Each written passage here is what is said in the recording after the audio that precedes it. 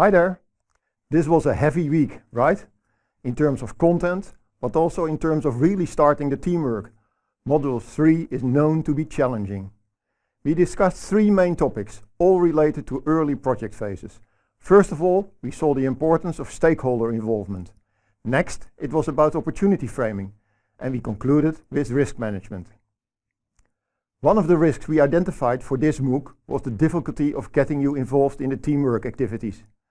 Having to do teamwork is quite special for a MOOC, but we strongly believe in it. We see very active teams with great discussions, but many others are struggling on how to start the cooperation. Well, just make a start by organizing your teams and proposing ways of working. It is all about communication. For those who currently form a team as an individual, please join forces with others. It's definitely not too late.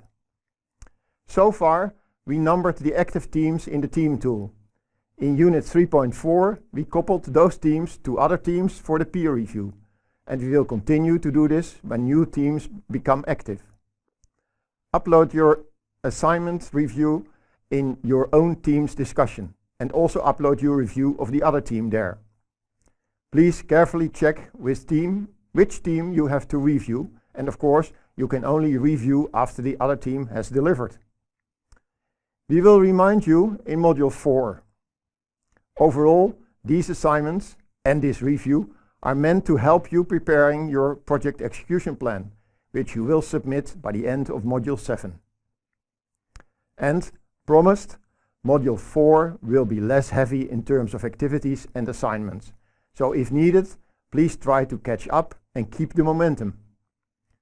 To conclude this week's feedback, let's have a look at some content. When defining risk, please remember that the correct formulation of a risk is built up from a cause, the event itself, and the consequence. Make sure that the cause is a fact, and start the risk formulation with this fact. Next, the event is something that can or cannot happen.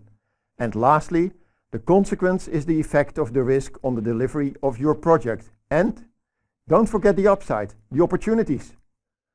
Considering the opportunity statement, one of the pitfalls of defining an opportunity statement is that you converge to a solution too soon and hence miss the real opportunity. Make sure this will not happen in your project. And last but not least, the stakeholder maps. We saw some nice examples from various teams. Still, make sure your project scope is really fit for this course. Don't make it too extensive. That was it. Later today, we'll release Module 4.